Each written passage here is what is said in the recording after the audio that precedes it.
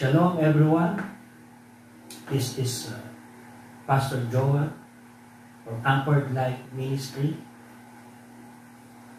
Isang maganda at mapagpalang araw sa inyong lahat. Sa oras na ito, samahan niyo po ako.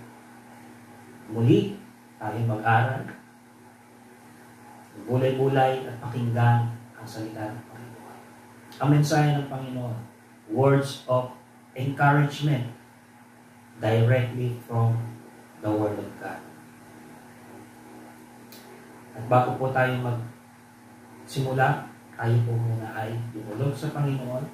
Tayo po ay manalangin. Dakilang Ama, Diyos na mapagpala, Diyos na makapangyarihan sa lahat.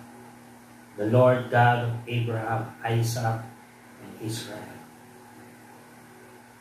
Father God, kami ay dumudulog sa iyong presensya sa oras na ito, Panginoon.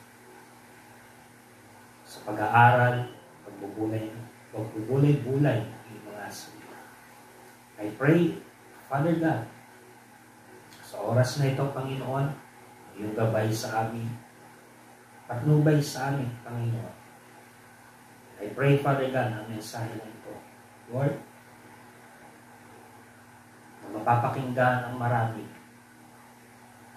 ito ay magbigay ng kalakasan, pag-asa, tunay na pag-asa, kaliwanagan,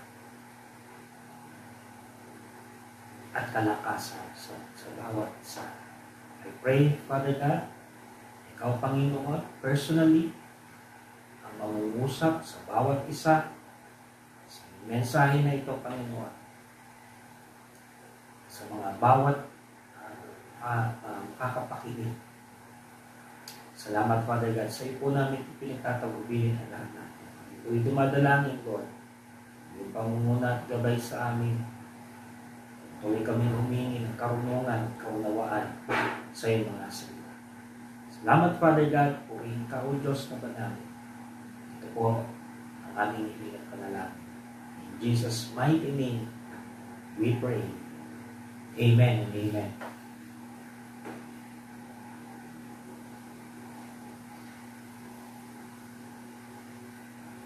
Purihin ng Panginoon at ang ating pong mensahe sa oras na ito ay ang title is Moving Forward and Beyond.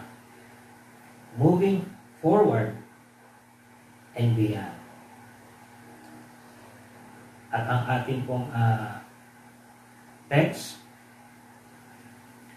in the book of 1 Corinthians chapter 15 verse 58. Kung kayo po ay may mga Bibles, I encourage everyone na kunin niyo po ang iyong mga Bibles, samahan niyo po akong basahin ang salita ng Panginoon. 1 Corinthians chapter 15 verse 58.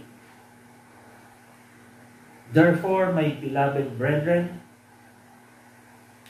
be steadfast, immovable, always abounding in the work of the Lord, knowing that your labor is not in vain in the Lord.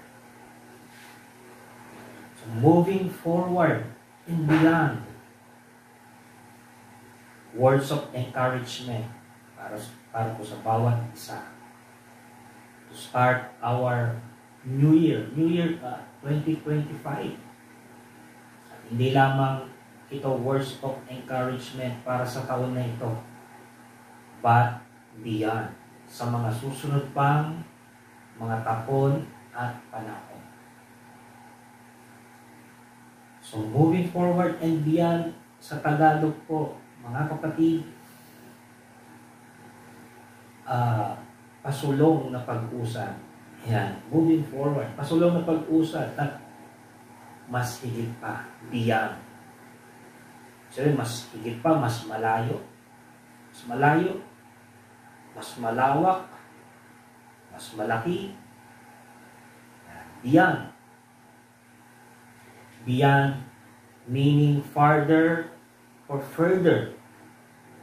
Yonder, according sa ibinigay sa atin na meaning ni Merriam-Webster. farther, further, or yonder. At ito pa yung isang maganda na binigay niya, kahulugan ng beyond. It is the afterlife, eternity, hereafter, or immortality. Wow! Yun yung talagang beyond. Because tunay, there is the afterlife, eternity, or hereafter, immortality. At mamaya, yan ay pagbubulay-bulayan natin. Further details about beyond. As a believer,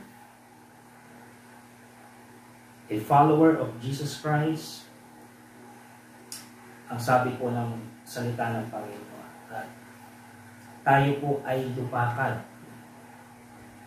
Tayo po ay lumakad, hindi lamang according sa nakikita natin. Ngunit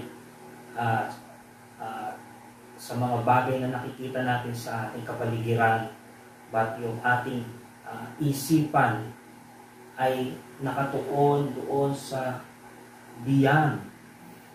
Mas malayo, mas malaki, mas malawak.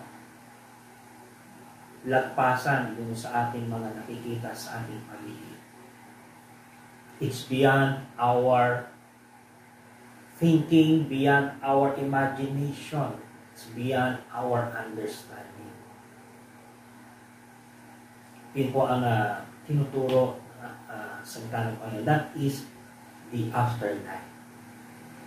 So, yung binabanggit kanina ng meaning from Merriam-Webster. That is the afterlife, eternity, and immortality. Tunay naman, mga kapatid.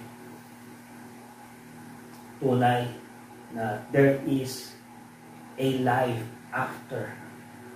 There is the eternity, eternal, immortality. At hindi po ako ang nagsabi niya. That is based directly from the Word of God. Na pagkatapos ng buhay na ito, ay meron pa buhay na kasunod. And that is eternal. In order to move forward and beyond, it requires faith. It requires faith. Kailangan ng pananampalataya.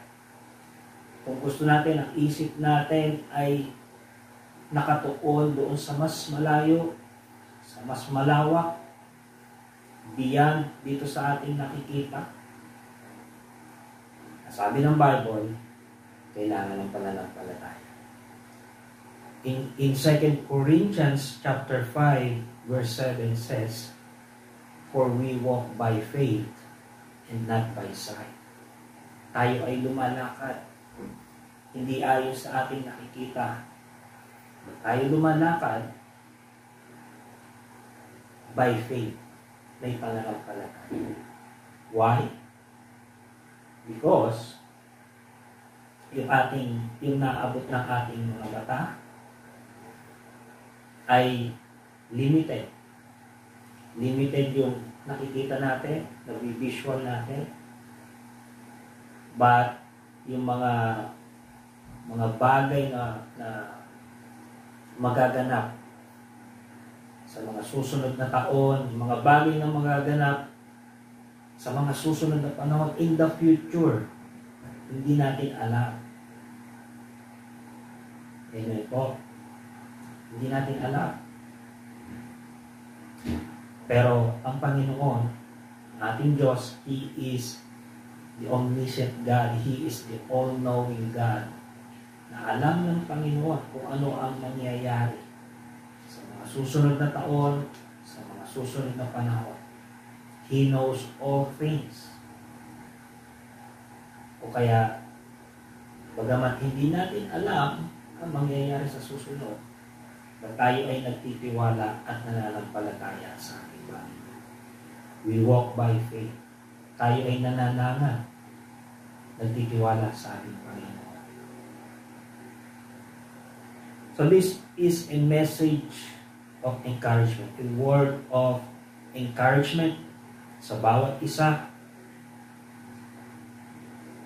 upang simulan natin ng malakas ang taon na ito, year 2025. Simula na naman ang taon. Another year.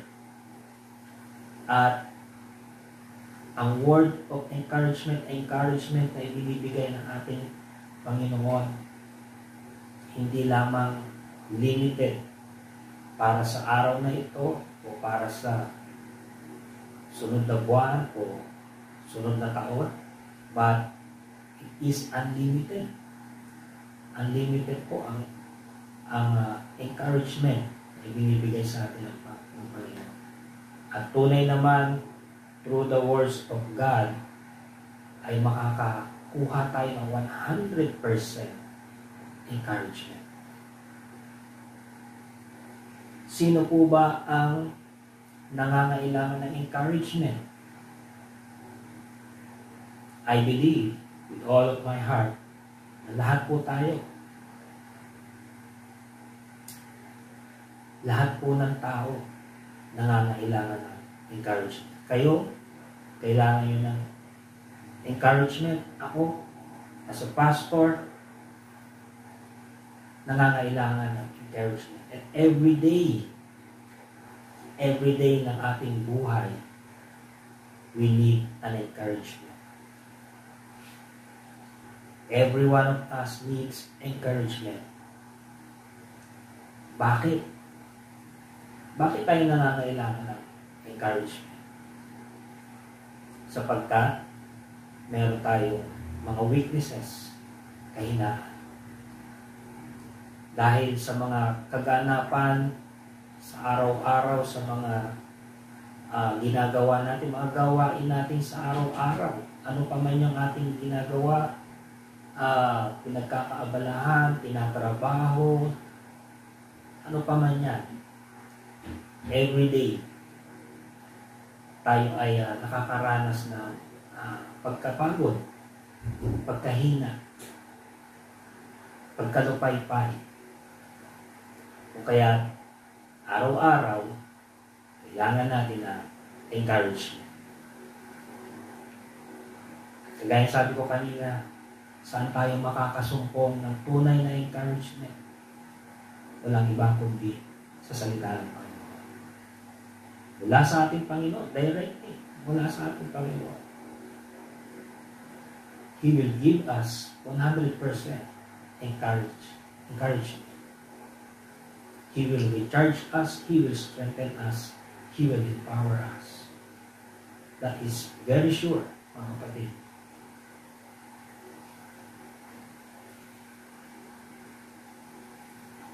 So we have all weaknesses. We have disappointments, discouragement, depression, doubt, demotivation. Lahat ng mga bagay na yan, present sa ating mga buhay. Lahat ng tao ay nakakaranas yan. Maging ako, kami, as a pastor, nakakaranas din ako niyan. Disappointments, discouragement. Why? Because tao lang tayo. Meron tayong emotion, meron tayong feelings, at tayo ay nasa katawan. Meron tayong mga kahinaan. That is why we need an encouragement. So we need to be encouraged to start the year strong. Yan po yung kailangan natin. Sa pagsisimula ng isang panibagong taon, kailangan natin ng malakas, malakasan. At yun ay kailangan muna natin ma-encourage. Ma-encourage tayo. And to move forward. Start and then move forward. At alam niyo po mga kapatid, ano po ang pinaka mahirap na parte sa bawat isang gawain. For example, may naiisip kayong gagawin.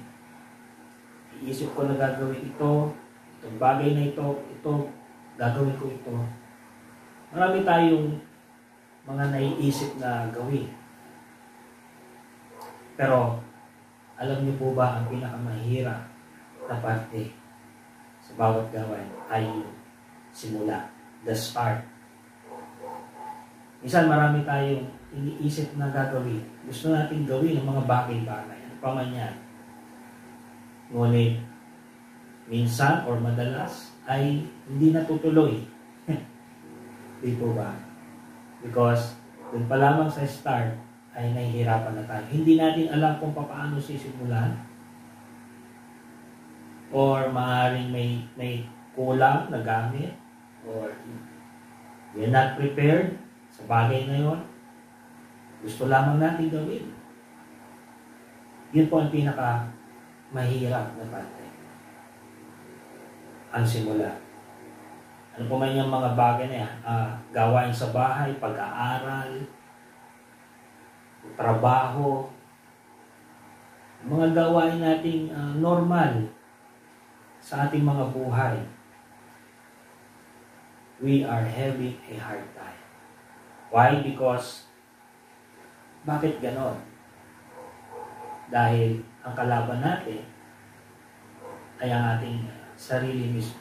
Our greatest enemy is ourselves. Our mind and our body. Minsan, gusto natin gawin.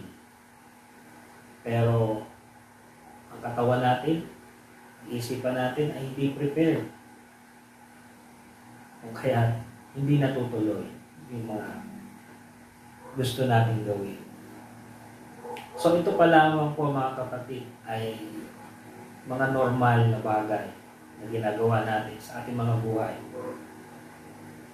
So, how much more kapag tayo ay gagawa ng mga bagay na may patungkol sa ating Panginoon. Spiritual things, mga kapatid. Just like prayer, just like Bible reading, devotion, ministry work, church. Yan po yung mga bagay na may patungkol sa ating Panginoon. So, lalong-lalo na mas mahihirapan tayo. Why? Because hindi na lamang ang kalaban natin ay ang ating katawan, ang ating isipan, kundi spiritual enemy. Because the Bible says, ang kalaban natin sa mundo na ito, according to the book of Ephesians, chapter 6, from the words of the Apostle Paul, na kalaban natin dito sa mundo na ito is not flesh and blood, but the principalities and the powers of the darkness in this world. At alam natin, ang ating kaaway si Satanas at ang kanyang mga kampo ng mga demonyo, ayaw na ayaw nila na tayo ay gagawa patungkol sa ating Panginoon. But then, ang ating Panginoon, ang ating kalakasan. Kaya, para mangyari ang lahat, mga bagay na yan, kailangan meron tayong encouragement. We are encouraged, empowered. Meron tayo dapat na strong mindset and willpower para ma-overcome natin ang lahat ng mga bagay na yan. Ano pa man yung ating mga gagawin na yan. Nagsisimula yan sa isang strong mindset and willpower para magkaroon ng katuparan. Ang mga bagay na yan gusto natin gawin, normal na gawain man yan, at mas lalong-lalo na patungkol sa ating Panginoon. We need to decide, mga kapatid, tayo ay gagawa sa Panginoon. We need to decide na ito ay aking gagawin sa tulong at sa gabay ng Banal na Espiritu.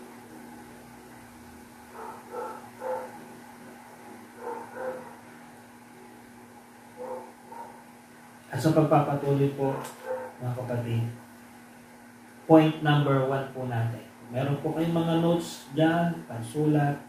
Sulat niyo po, mga kapatid, yung mga key points at notes. Maganda po, may notes po tayo. So, I encourage everyone na notes po tayo. So, sa ating pong point number 1, words of encouragement, moving forward and beyond. Point number 1, your work is not in vain in the Lord. Your work is not in vain in the Lord. Hindi mawawala ng kabuluhan ang iyong ginagawa para sa Panginoon. Buksan po natin sa ating pong text kanina, 1 Corinthians chapter 15 verse 58. On your Bibles, ang sabi po dito, the Apostle Paul, therefore, my beloved brethren, be ye steadfast, immovable, always abounding in the work of the Lord, knowing that your labor is not in vain in the Lord. Wow, what a powerful verse. It's strong encouragement. Dito pa lamang, mga kapatid, may encourage ka na. Wow. Now, para po maunawaan natin ang lubos yung sinasabi ni Apostle Paul, ang sabi po dito, I made therefore. Dito po sa aking Bible, New King James Version, English, therefore, or sa Tagalog, ang Tagalog po ang inyong mga Bibles, yung word na therefore ay kaya nga, or sa makatuwid. Now, every time, mga kapatid, na makikita po natin yung word na therefore, para po natin maunawaan yung full message or yung full thought na sinasabi sa verse na yun, yung mga succeeding words, ay kailangan muna natin tingnan or basahin yung mga words or preceding words or preceding verses bago dumating doon sa word na therefore. Now, tingnan natin saglit, kung ano ba yung sinasabi ng mga preceding verses bago dumating doon sa word na therefore, para maunawaan natin ano yung sinasabi ni Apostle Paul. Now, doon pa rin sa 1 Corinthians chapter 15, verse 50, simulan po natin doon sa verse number 50. Now this I say, brethren, that flesh and blood cannot inherit the kingdom of God, nor does corruption inherit incorruption. Flesh and blood cannot inherit the kingdom of God. Sabi po ni Apostle Paul, mga kapatid, kingdom of God, ang pinag-uusapan na po natin dito, mga kapatid, kanina, is the afterlife. Di po ba? Afterlife, eternity, and immortality. Ito na po yun, mga kapatid. Pag sinabing kingdom of God. Flesh, sabi ni Apostle Paul, flesh and blood cannot inherit the kingdom of God. Why? Because ito pong ating katawan, flesh and blood, ay design lamang para dito sa atmosphere na ito. sa earth at saka dito sa environment natin. Kapag itong katawan na ito ay dinala mo sa mas mataas na lugar, for example, sa sky, kung saan dumadaan yung mga aeroplano, kailangan natin ng special gear or equipment para tayo ay makahinga. Dahil doon ay mataas na ang pressure. So kung normal tayo, mahirapan tayong huminga. So kailangan ng special gear. Okay? At lalong-lalo na doon sa outer space, kailangan ng space suit. Di ba? Hindi pwede yung normal ka lang pupunta doon. Hindi pwede dahil iba na yung environment doon sa outer space. Hindi na kagaya dito. So how much more doon sa kingdom of God, sa kaharian ng ating Panginoon, which is the afterlife, eternity, eternal. Kaya hindi pwede yung question that. Ang gagawin ay papalitan itong ating katawan. Kaya sabi ng Apostle Paul, verse 51, "Behold, I tell you a mystery. We shall not all sleep, but we shall all be changed." Papalitan po mga kapatid itong ating mga katawan.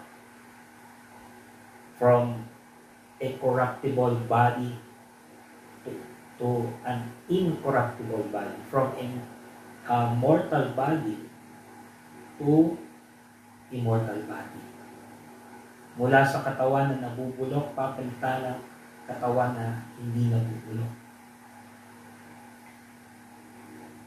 At ang sabi doon, we shall all be changed. Lahat po papalitan, mga kapatid. Believers man or unbelievers, papalitan. May tamang time frame mga bagay na yan. At yung mga believers na namatay, na nagtitiwala sa ating Panginoon, tinanggap si Jesus Christ as their Lord and personal Savior, having the seal of the Holy Spirit, papalitan yung katawan na hindi na nabubulok at directly pupunta sa langit sa kaharian ng ating Panginoon. But the unbelievers, the same, papalitan din yung katawan, but then sadly, they will go or they will head to hell. Doon ang direction nila, hell. At totoo po mga kapatid, sinasabi mula sa salita ng Panginoon that heaven and hell is real. Yun lamang po ang binabanggit sa Bible. It's either heaven or hell. At totoo po ang mga lugar ngayon, mga kapatid. According to the Word of God, at heaven is a place for all the believers, at gayon din ang hell, lugar para sa mga hindi tumanggap sa ating Panginoon. Walang tatak ng banal na Espiritu. And verse 52, in a moment, in the twinkling of an eye, at the last trumpet, for the trumpet will sound, and the dead will be raised incorruptible, and we shall be changed. So, verse number 52, this is a rapture verse. This is a rapture verse, mga kapatid. Ano ba yung rapture? Rapture verse. Ito yung time na kung saan ay muling babalik ating Panginoong Hesukristo. He will appear in the atmosphere. At ang sabi doon ay in a moment.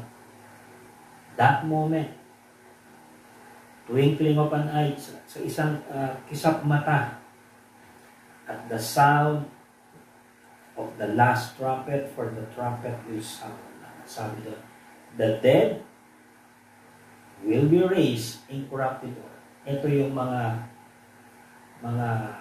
namatay, believing on Jesus. They will be raised incorruptible. Yung mga katawan nila na nagbulok, na agnas, na abo. Sabi doon, they will be raised incorruptible, and we shall be changed. Ang prayer natin na sa pagbabalik ng ating Panginoon ay dagnan tayo, na tayo ay buhay. Dito ba? That's our prayer, na mag-rapture time, buhay pa tayo, and instantly itong ating katawan ay papalitan ng katawan na hindi na nabubulok, and we will meet the Lord in the air kasama ng mga namatay, believing on Jesus. At that moment, at that time, ganong kabilis, isang kisap mata, twinkling of an eye, ganong kabilis tayo papalitan ng ating Panginoon, ganong kabilis ang mga pangyayari. At walang sinuman ang makakaalam ng mga pangyayari na yun. Dahil napakabilis, mga kapatid. That is why, every day, we need to be prepared for that event, dahil yun yung pinakaabangan natin. Every day, dapat tayo namumuhay prepared, ready for that event, for that moment, mga kapatid, the rapture time event. Na from the time na mag-appear si Jesus Christ in the atmosphere, we are ready. Tayo kukuhanin niya. We will be caught up in the air. Kukuhanin niya lahat ng nalampalataya sa Kanya, who has the seal of the Holy Spirit. Kukuhanin niya in just that snap, twinkling of an eye. Wow! We are looking forward for that event, mga kapatid. Purihin ang Panginoon. Tuloy po natin, no? For this corruptible, this body, corruptible body, must put on incorruption. So, kailangan itong palitan ng hindi nabubulok, incorruption. And this mortal has put on immortality. Then shall be brought to pass the saying that is written, death is swallowed up in victory. Mga kapatid, kapag dumating na yung time na yun, wala nang kapangyarihan sa atin ang kamatayan. Amen po ba? Why? Because that is, ito po yung sinasabi natin, beyond. That is the life after. That is the afterlife. That is the eternity. Immortality, mga kapatid. Dapat naroon na yung ating isip. Yes, may mga bagay tayo nakikita dito. May kilos tayo, gumagalaw tayo according sa mga nakikita natin dito.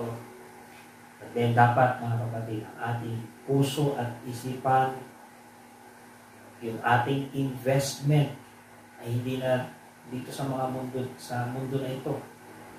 Dahil yung mga ini-invest natin dito, lahat ng yan ay pwedeng manakaw, pwedeng mawala, pwedeng mabulok. Dapat yung ating mindset, yung ating heart, yung ating investment ay naroon na. Eternity, eternal. Nakatuon sa ating Panginoon. Dahil yung ating ini-invest for eternal things, walang kabuluhan. Amen po ba, mga kapatid? Can I hear an amen? Amen. Verse 55, O death, where is your sting? O Hades, where is your victory? Wala nang kapangyarihan ng kamatayan. The sting of death is sin, and the strength of sin is the law.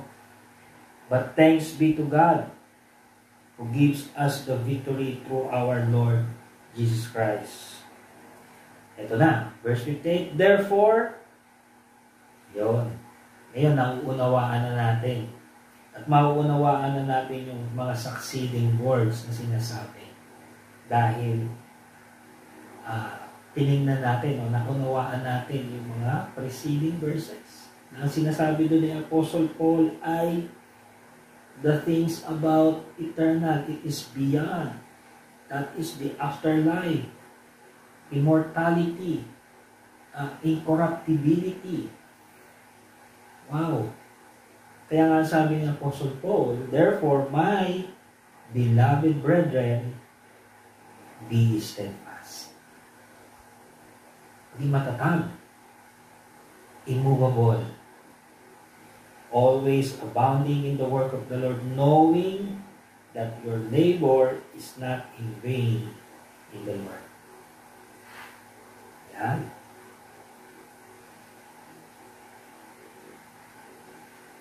Steadfast, focused, dedicated, and disciplined. Immovable Christian. Maging steadfast po tayo mga kapatid, immovable.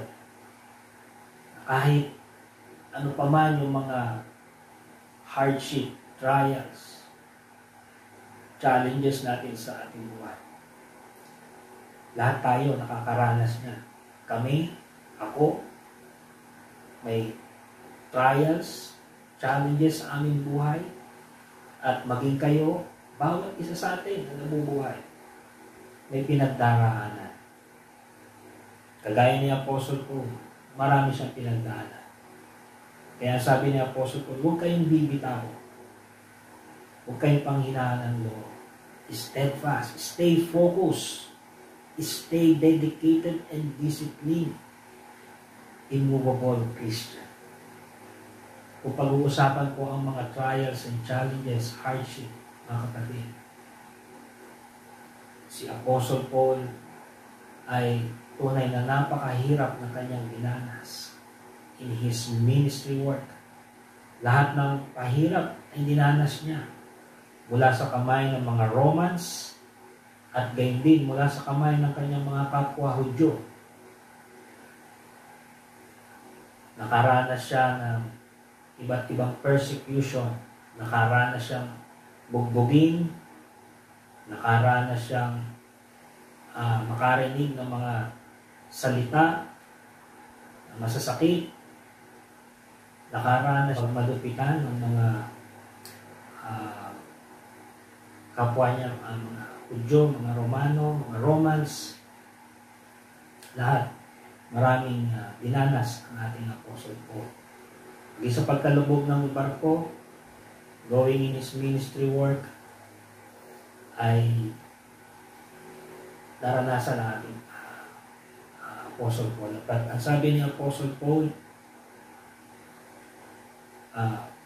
none of those things have moved me. None of those things have moved me. Ano man yung aking naranasan, ay walang nakapagpabago ng aking isipan. Nanatili siyang steadfast and immovable sa ating Panginoon. That is why yun din ang itinuturo sa atin ng ating Panginoon. Words mula sa ating Panginoon. Na ano pa man yung ating dinaranas sa mundo na ito. Iba't ibang klaseng challenges and trials. We need to be steadfast and immovable. Why? Because ito ay para dito lamang sa mundo na ito. But ang ating isipan ay naroon for eternal.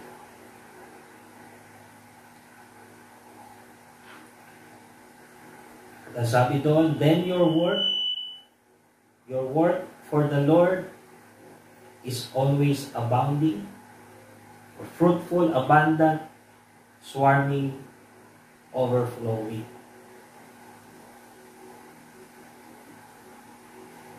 Yung mga time natin, effort, strength, mind, body, and heart, mga kapatid. Kapag ito ay inilaan natin sa ating Panginoon, our time, effort, strength,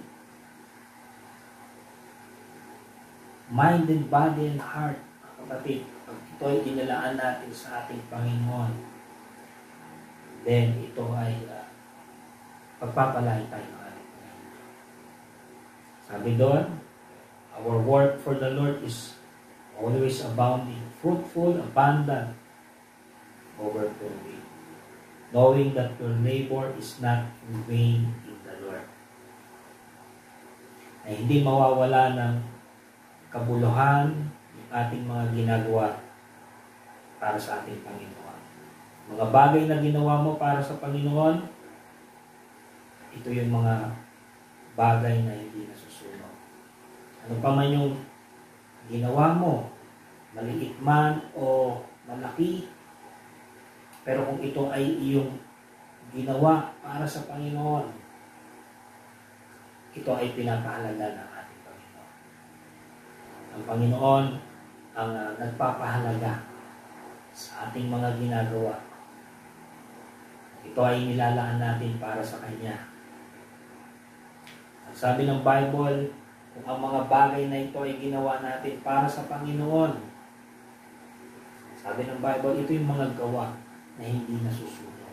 Because darating ang time, lahat tayo ay haharap sa ating Panginoon.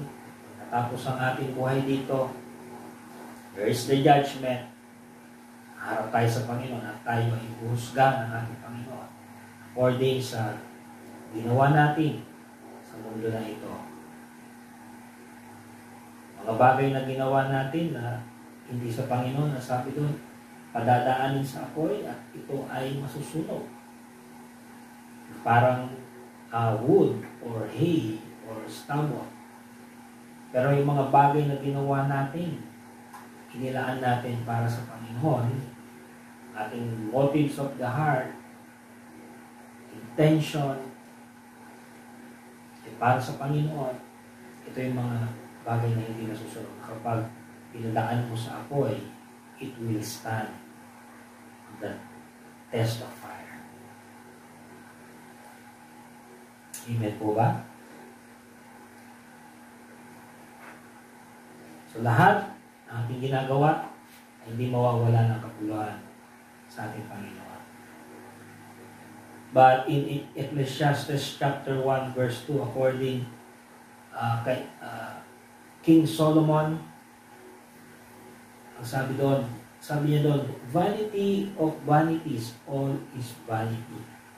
Imagine si King Solomon, he is the wisest person ever lived. The wisest man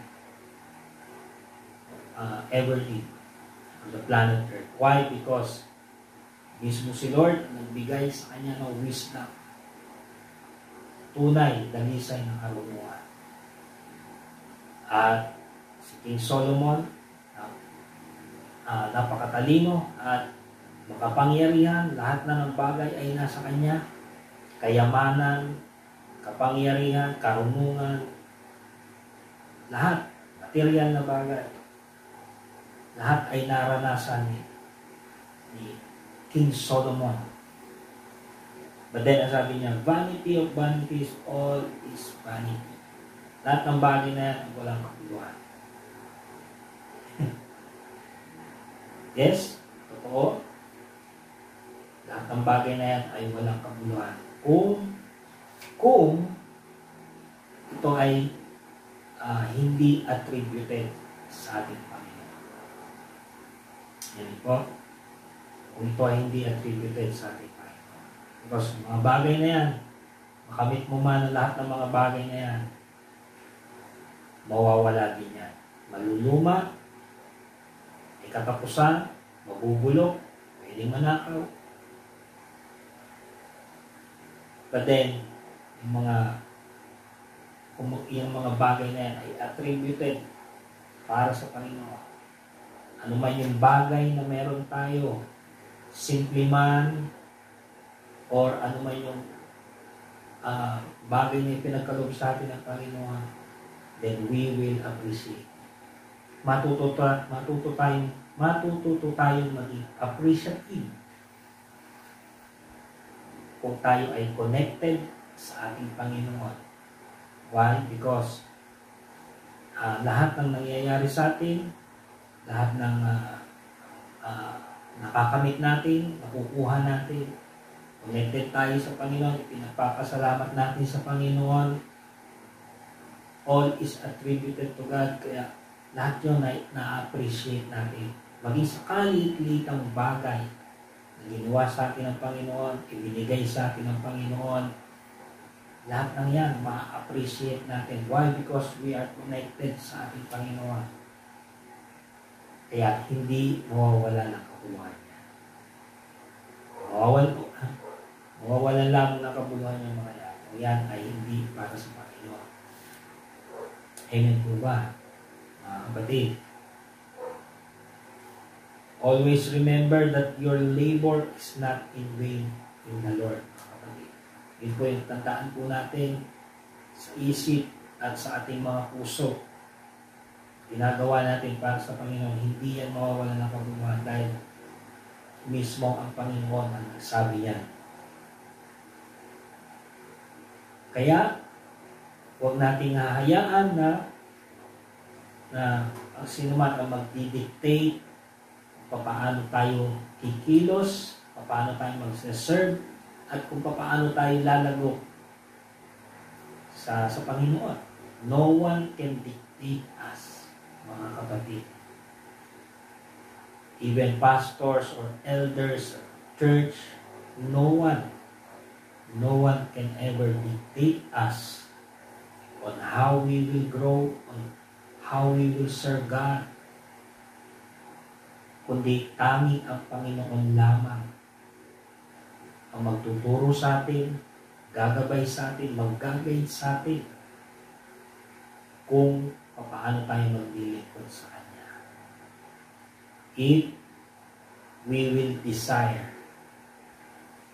if we will humble ourselves, if we will place ourselves moldable sa ating Panginoon, sa our desire, then, ang sabi doon, He will grant us, He will give us the desires of our heart. Tuturuan niya tayo, igagay niya tayo, ililin niya tayo. Kaya walang sino man ang makakapag-dictate kung paano tayo lalago sa ating Panginoon. Dahil hindi tayo naglilingkod sa tao. Ang pinaglilingkuran natin ay ang Panginoon. Yes, as a church tayo, umatin tayo sa churches, under tayo sa leadership ng mga pastors, elders, head pastors, senior pastors. Yes. But hindi tayo naglilingkod para sa kanila. Naglilingkod tayo para sa Panginoon. Ang personal relationship natin ay sa Panginoon, kay Jesus Christ, sa Holy Spirit. Kaya ang Panginoon ang magdidictate sa atin, magdadirect sa atin, maggagay sa atin, paano tayo lalago. So we all have different character, personality, and experience. Yes, every people, bawat tao, bawat isa sa atin, iba't iba yung ating character, personality, life experiences, magkakaiba. Kaya hindi ko pwedeng iparehas kung paano ako lumago, ipaparehas ko sa inyo at yung inyo, paano kayo lumago, paano kayo ginamit ng Panginoon.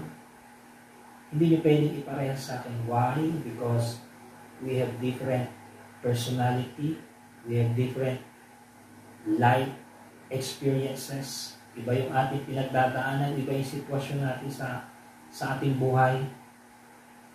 Kaya doon kumikilos ang ating Panginoon based on our personality, based on our character, based on our life experiences. Doon kumikilos ang ating Panginoon. Kaya ang ating growth ay nakadepende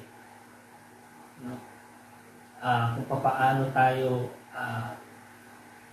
kumikilos, gumagawa, sumusunod, kung paano tayo moldable or pliable sa ating Panginoon. So kung tayo ay nagpapamold, parang clay, na madaling i-mold ng ating Panginoon, ikaw, ito, dito ka, itong kalooban ko para sa iyo, then He will mold you. Kung ikaw ay clay na malambot, then yung growth mo, development, spiritual development, mabilis. Pero kung ikaw yung clay na matigas, mahirap i-mold, so yung growth natin ay mabagal.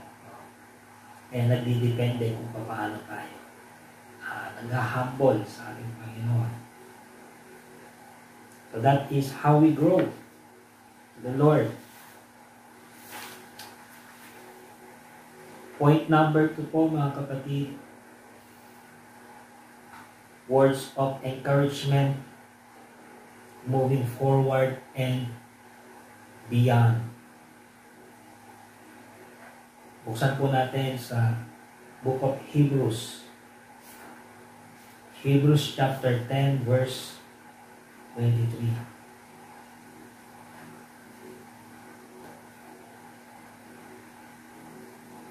Hebrews chapter 10 verse 23. Ang sabi po ng salita ng Panginoon, let us hold fast the confession of our hope without wavering, for He who promised is faithful. Magpakatatag tayo at panghawakang mabuti ang ating deklarasyon, ang ating desisyon na susunod sa ating Panginoon. Sumunod tayo ng walang pag-aalinlangan. No doubt, without wavering. Why? Because, ang sabi ko, ang nangangako sa atin ay ang ating Panginoon. Ang nangangako sa atin ay tapat at maasahan. Na ang ating Panginoon, He is 100% true to His words and to His promises. Ibig sabihin mga kapatid, yung kanyang mga pangako, yung kanyang mga salita 100%, tutuparin niya yan sa inyong mga buhay. Only tayo ay patuloy na connected, nagtitiwala, sumusunod sa ating Panginoon. Yes, we all have hardship, trials, and challenges present in our lives. Kaya nung napanggit ko kanina, lahat tayo may kanya-kanyang pinagdaraanan sa ating mga buhay. Kabigatan. Di po ba? Pero, above all, sa ating mga naranasan ngayon, we testify the goodness of God. Above all, we testify yung kabutihan ng ating Panginoon. Kung paano tayo hinango ng ating Panginoon sa mga mabibigat na sitwasyon. Kung paano tayo iniligtas ng ating Panginoon mula sa mga panahon ng panganib. Kung paano nagbigay, nag-provide ng ating Panginoon sa panahon ng ating mga pangangailangan. All hardship, pero above all that, yung kabutihan, the goodness, the grace, the mercy, the love, the care, the protection, the provision ng ating Panginoon. Kaya we testify, tunay ang ating Panginoon. Siya lamang ang tunay na Diyos, buhay na Diyos, kumikilos sa ating mga buhay. At napatunayan na natin niya. His words are true. Ang ating Panginoon ay totoo. Tunay at maasahan. Ako personally, maging aking pamilya, personally, aming nasaksihan at patuloy na nasasaksihan kung paano kumikilos ang Panginoon sa aming mga buhay. Sa bawat sitwasyon na aming dinaanan, iniligtas kami ng Panginoon, nag-provide ang Panginoon. Kaya, gahin din po sa inyo mga kapatid. Kaya tayo ay patuloy na nagtitiwala sa ating Panginoon. Mula noong tumanggap tayo sa ating Panginoong Hesukristo at hanggang ngayon, patuloy tayo nagtitiwala, nananampalataya sa ating Panginoon. Why? Because napatunayan natin sa ating buhay na totoo ang salita ng Panginoon. Totoo ang Diyos. Diyos ay buhay. Mga kapatid, ang Diyos natin ay buhay. At siya lamang ang nag-iisang Diyos na buhay, makapangyarihan sa lahat, dakila sa lahat. Wala nang iba pa. Purihin ang Panginoon. So always remember, tandaan po natin palagi mga kapatid, na ang nangangako sa atin ay hindi tao, kundi ang ating Diyos.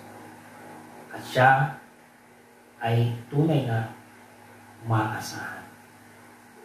Amen po ba, mga kapatid? Kapag nangako sa atin ang isang tao, huwag po natin masyadong asahan na yun ay tutuparin, yun ay matutupad dahil siya ay tao lamang. Hindi naman nangangahulugan na may intention siya na hindi to pa rin yung kanyang pangako. Ay, maaaring may pangyayari sa kanyang buhay, kaya hindi niya natupad yung kanyang pinangako. Tao din siya. Ganun din tayo. Sometimes, nangangako tayo sa tao at minsan natutupad natin, minsan hindi natin natutupad. At gayon din, minsan pinangakuan tayo ng tao, minsan natutupad, minsan hindi natutupad. Why? Because we are not perfect. Tao lang tayo. May kanya-kanya tayong sitwasyon. But iba ang Panginoon, mga kapatid. Iba mangako ang ating Panginoon. Tandaan niyo po yan, mga kapatid. Kung kaya panghawakan natin, hold fast. No? Sabi lang, hold fast. Yung mahigpit na nahawak.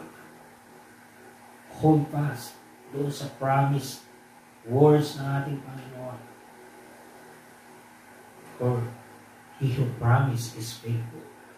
Tunay maasahan. Psalms chapter 34 verse 15, isa sa napakagandang pangako ng ating Panginoon in the Old Testament.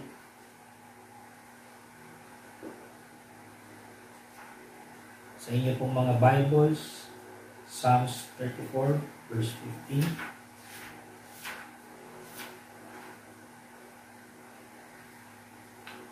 Ang sabi po dito, the eyes of the Lord are on the righteous, and His ears are open to their cry. Sa mga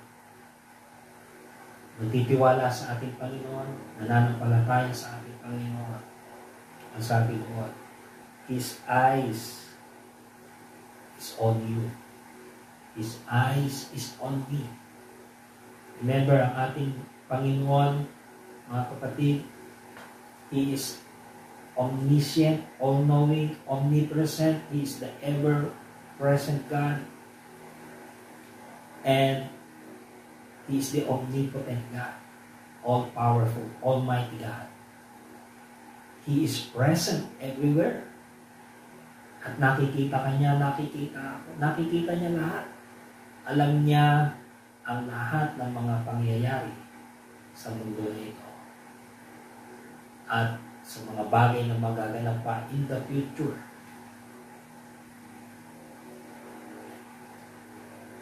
At ang sabi doon, He knows your suffering. Alam niya yung kanya, alam niya yung inyong pinagdadaanan niya yun. Ano ba yung sitwasyon niyo ngayon, nalalaman niya ng ating Panginoon. Ano yung pinagdadaanan niyo ngayon, alam niya. He hears your crying, He hears yung inyong karahingan sa buhay na ito. Kaya patuloy lang tayo magtiwala sa Panginoon. Steadfast, immovable. Jeremiah chapter 29, verse 11.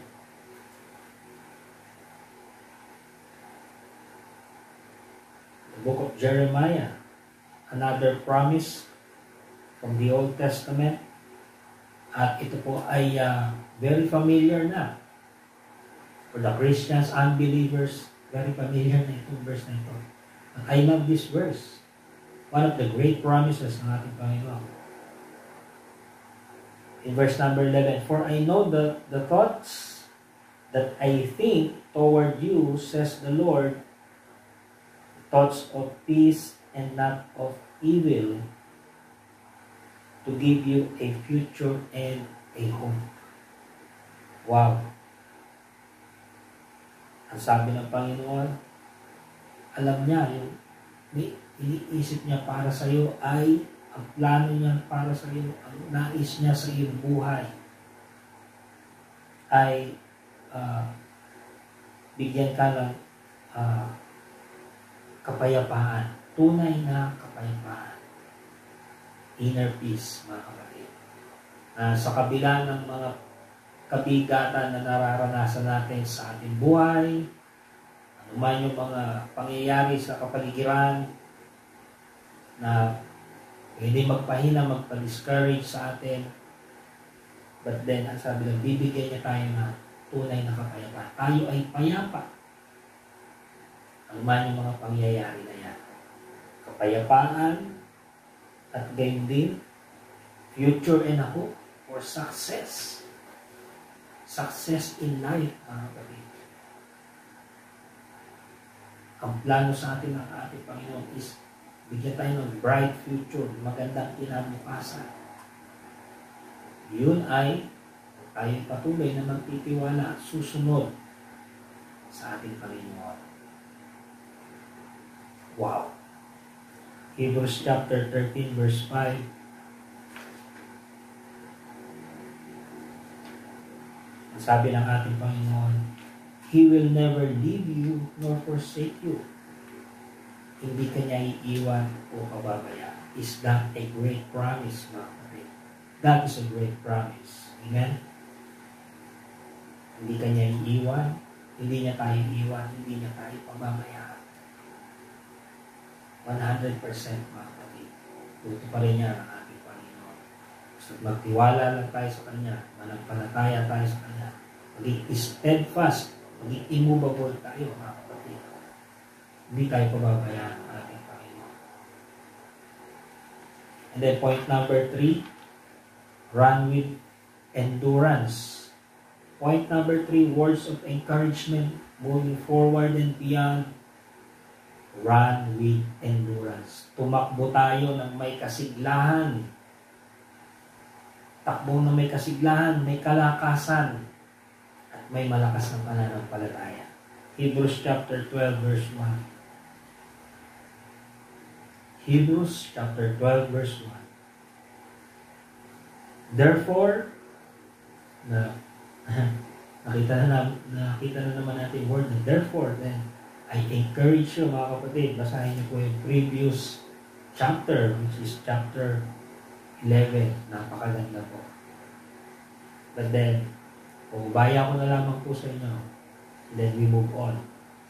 Therefore, we also, since we are surrounded by so great a cloud of witnesses,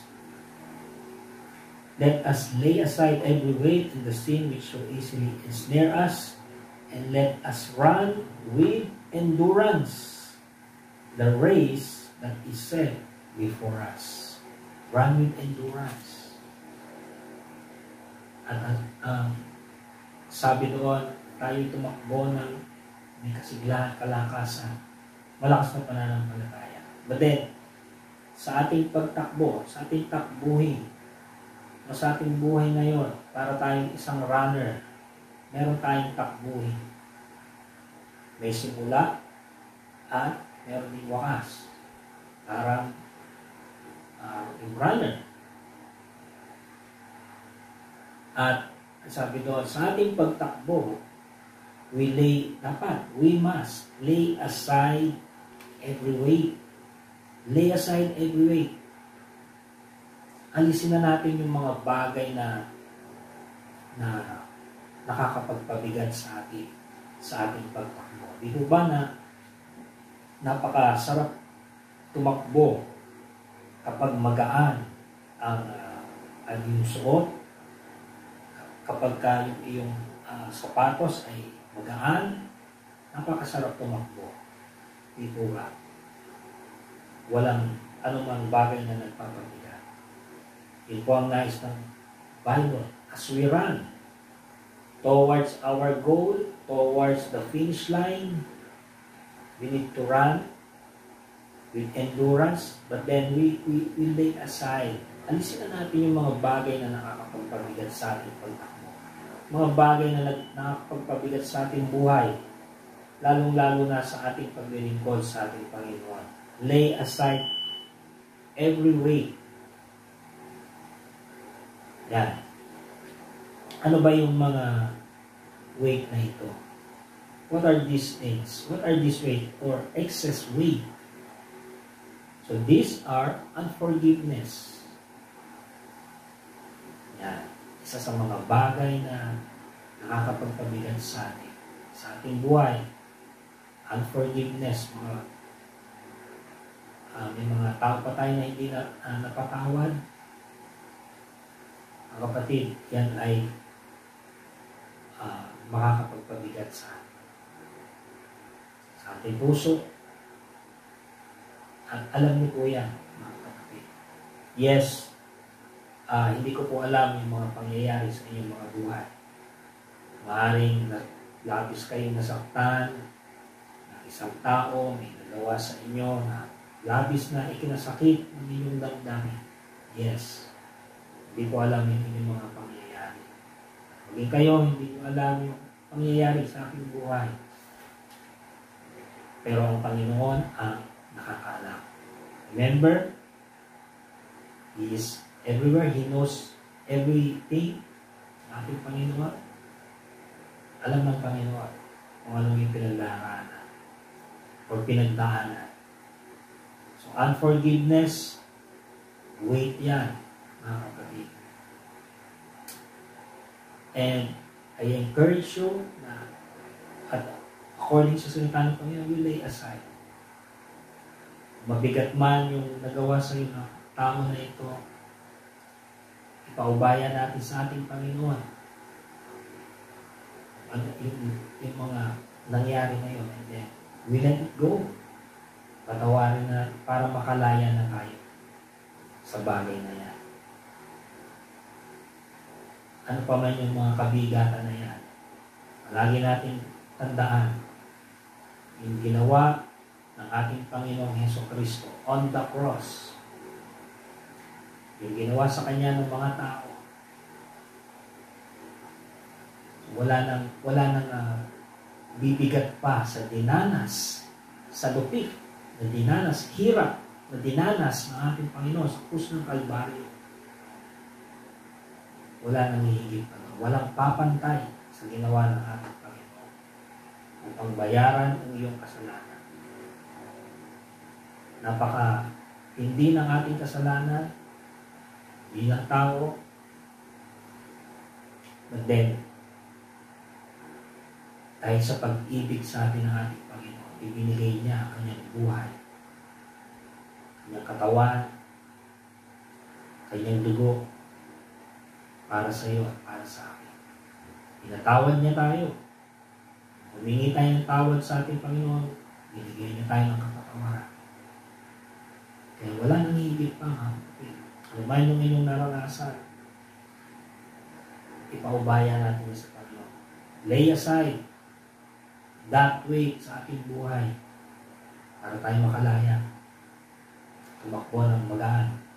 Unforgiveness, hatred, jealousy, unthankful. Yan. So, dapat maging thankful tayo, maging appreciative tayo, mga kapatid, sa mga bagay. Meron tayo. Dahil lahat ng yan, mga kapatid, lahat ng yan ay galing sa Panginoon. Hindi natin yan makukuha ng sarili lang natin. Dahil lahat ng bagay, lahat ng source ay nanggagaling sa ating Panginoon. Yes, Nakamit natin yung mga bagay na yan dahil tinarabaho natin. Nag-isip tayo, nagpagal tayo.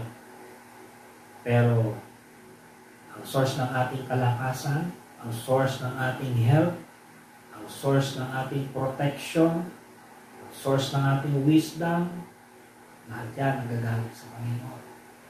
Source ng ating buhay, nagagaling sa Panginoon. Kaya wala tayong may pagmamalaki sa ating Panginoon. Kaya lahat ng yan, we give all the glory and honor sa ating Panginoon. So, ungrateful, unappreciative, unloving. Yung mga bagay, mga kapatid, ilan lamang ito sa mga bagay na nakakapagpabigat sa ating takbuhin at sa ating paglilingkod sa ating Panginoon. Sabi ng Bible, lay aside those ways at kayo mismo ang nakakaalam kung ano yung mga bagay na nakakapagpabigat sa iyo. Ano man yun, mga kapatid, hindi ko man nabanggit dito sa aking listahan. Kapatid, ibigay na natin yan sa Panginoon. Give it all to God. Then move on. Move free. Dahil ang sabi ng Panginoon, ang mga tumanggap sa ating Panginoong Hesukristo ay pinalaya na. Lahat ng pinalaya ng ating Panginoon ay tunay na malaya.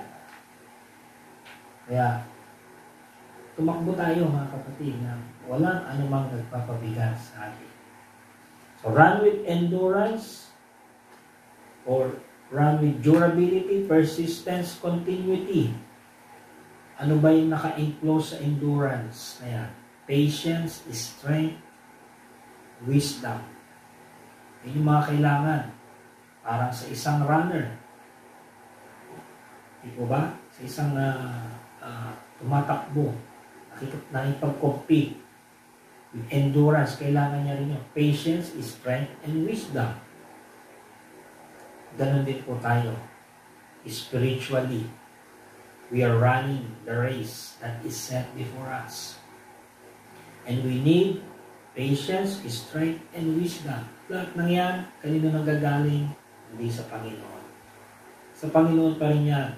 Lahat ng yan, lahat ng kailangan natin sa ating pagtakbo sa buhay na ito, going to the finish line, He will provide all of this. God will provide all of this. Dahil siya ang ating Jehovah Jireh, our great and mighty provider. Amen po ba, mga kapatid? He will be the one to sustain us from start to finish. Tandaan po natin, mga kapatid, sa bawat takbuhin ay may finish line. Hindi habang buhay tayo itatakbo. But meron finish line. Kagaya ng isang runner, the moment na siya ay tumakbo, ang kanyang focus ay naroon na sa finish line. Dahil alam niya na pansamantala lang yung kanyang pagtakbo. Nakafocus na siya dun sa finish line. Kaya, he gives all his best to run, mabilis, going to the finish line. Kaya, ganun din po tayo. May race tayong tinatakbuhan ngayon sa ating buhay, but there is the finish line. Kaya, we give all our best para sa ating Panginoon. Dahil ang nag-aabang sa atin sa finish line ay ang ating Panginoong Hesukristo. Wow! And finally, point number 4, last point na po natin ito, mga kapatid. Words of encouragement moving forward and beyond. Point number 4, fix your eyes unto Jesus Christ. Fix your eyes, your mind, unto Jesus Christ. That is our final point. In the book of Hebrews, doon pa rin po tayo, Hebrews chapter 12, verse 2. Looking unto Jesus, the author and the finisher of our faith, who for the joy that was set before him endured the cross, despising the shame, and has sat down at the right hand of the throne of God. Fix your eyes unto Jesus, looking unto Jesus, for He is the author and the finisher of our faith. Siya po ang author ng ating pananampalataya, mga kapatid. Simula nung tumanggap tayo sa ating Panginoong Jesucristo, siya ang author ng ating pananampalataya. Kaya hanggang ngayon tayo ay patuloy na nananampalataya sa buhay na ito. Habang tayo buhay, kaya nga nasabi ko kanina, in the future, hindi natin alam ang mga susunod na mga mangyayari in the future. In the next 5 years or 10 years or ilang taon pa yan. Hindi natin alam yung mga susunod na pangyayari. But patuloy tayong nananampalataya sa ating Panginoon. Dahil ang salita niya ang ating pinangahawakan. But then, dadating ang time, mga kapatid, darating ang time na hindi na natin kailangan manampalataya. Why? Because darating ang time na makakasama na natin ang ating Panginoon. Darating yung time na yon na hindi na natin kailangan manampalataya kapag tayo ay naroon na sa finish line. Nakasama na natin ang ating Panginoong Jesucristo. Kasama na natin siya at nakikita na natin yung kanyang mukha, ng mukhaan face to face. Kasama na tayo ng ating Panginoon in His kingdom. In the finish line. Kaya, hindi na natin kailangan manampalataya. At that time, in the eternal stage, we are now immortal at that time. Diba? Kaya, He is the author and the finisher of our faith. Simula sa ating Panginoong Jesucristo na nampalataya tayo sa Kanya. At gayon din, magtatapos sa Kanya kapag kasama na tayo ng ating Panginoong Jesucristo in the eternal realm. Wow! Puri ng Panginoon. Sabi doon, who for the joy that was set before Him endured the cross, despising the shame, and has sat down at the right hand of the throne of God. So Jesus Christ, dahil sa ating pag-ibig, dahil sa Kanyang pag-ibig sa atin, He endured the cross. He endured the cross. Na ibinigay niya ng buong puso yung kanyang buhay, yung kanyang katawan, dugo.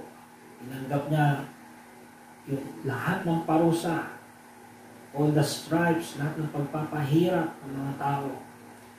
The wrath of God was poured down on Him, na dapat sana ang tatanggap niya ay ikaw at ako. But because of our Lord and Savior Jesus Christ, dahil sa pag-ibig niya sa iyo at sa akin, tinanggap niya ang lahat ng yan. On the cross, tinapos na niya lahat ng yan. On the cross. Ginawa yun ng ating Panginoon ng buong puso. For the joy, He despised the shame. Dahil ang naiisip ng ating Panginoon on the cross ay ikaw at ako. Buong mundo, binayaran ng ating Panginoong Kristo lahat ng ating pagkakasala. At sabi doon, He is now sat down at the right hand of the throne. Lahat ng yan ay pinagtagumpayan na ng ating Panginoong Kristo. Na ngayon siya ay nakaupo doon sa kanang trono ng ating Panginoon. Siya ngayon ay tunay na mananalumpay. Kaya sa ngayon ay nag-aabang sa finish line ng ating race. Nag-aabang sa atin. We did all our best. At Sabi doon, tayo ay magtiwala sa Panginoon. At dahil ang Panginoon, pinagtagumpayan na niya lahat ng iyon, ay tayo din ay magiging mananagumpay. Sabi ni Jesus Christ in the book of John chapter 16 verse 33, in this world, you will have tribulations. That's trials, challenges, hardship sa buhay na ito. You will have tribulations. Sabi ni Jesus Christ, be of good cheer, for I have overcome this world. Na nang yan ay pinagtagumpayan na ng ating Panginoon sa Kristo. Kaya magtiwala tayo sa Panginoon. At tayo rin ay pagtatagumpayin ng ating Panginoon sa lahat ng yan. Amen po ba, mga kapatid? Purihin ng Panginoon. That is the message ng ating Panginoon. Words of encouragement para sa bawat isa moving forward and beyond. Palagi po natin tandaan, your work is not in vain in the Lord. Hold fast your confession. Run with endurance. And fix your eyes unto Jesus Christ. Ngayon ang Panginoon, I hope and I believe, mga kapatid, napakinggan mo ang mensahe na ito mula sa ating Panginoon. 100% ikaw ay encouraged na. And you are now ready to move forward and beyond. Mga kapatid, kung ikaw ay nangihina, ikaw ay lumapit sa Panginoon, lumalangin sa Panginoon, at basahin ang kanyang mga salita, bulay-bulay ang kanyang mga salita, mga kapatid. Dahil nandito ang kanyang mga pangako. Panghawakan natin ang kanyang mga pangako. Maraming salamat, mga kapatid, at hanggang sa muli ang ating pag-aaral sa salita ng Panginoon. Tayo po ay manalangin. Dakilang Ama, Diyos na mapagpala, makapangyarihan sa lahat. Father God, salamat, Panginoon, sa oras na ito. Salamat sa iyong napakagandang mensahe sa bawat isa sa amin. Words of encouragement, Panginoon, para kami, Lord, ay makapag-move forward, Lord God. At hindi lamang mag-move forward, Panginoon, iset namin, Panginoon, ang aming mga puso at isipan beyond. That is the afterlife, that is the eternal life, Lord. Immortality, Panginoon, according to your word, Panginoon. That is our hope. That is our blessed hope. Our blessed hope is our Lord and Savior, Jesus Christ. Salamat, Father God, sa iyong napakagandang mensahe na ito, sa iyong mga salita na ito, Panginoon, at tunay at buhay, makapangyarihan, kumikilos sa aming Panginoon, na kaya nitong tumagos, Lord God, sa aming mga puso at isipan, sa aming mga kalagnan, Lord, hanggang sa aming kaluluwa at spirito, Panginoon, ang mga salita, Panginoon. And I pray, Lord, ang mensahe mo na ito, Panginoon, sa bawat tao na nakapakinig at makakapakinig pa, Panginoon, it will bring hope, light, Lord, at encouragement, empowerment, Panginoon. At gayon din, Panginoon, conviction, Lord God, na sila, Panginoon, Lord God, ay kilalanin ang aking Panginoon Hesus Kristo, aming Panginoon Hesus Kristo as their Lord and personal Savior, their life, as their the master, the authority in their life. Sila makasumpong ng tunay na kapayapaan, kaligtasan, salvation, and the eternal life. And Lord, salamat, Panginoon, pagpalain na mga mensahe na ito. Muli, Panginoon, ibinabalik ko sa iyo ang pinakamataas na papuri sa salamat at pasama. To you, O God, all the glory and honor and praise. Maraming salamat, Father God. This is my prayer in the mighty name, in the matchless name, the powerful name of our Lord and Savior Jesus Christ. We pray. Amen. Amen.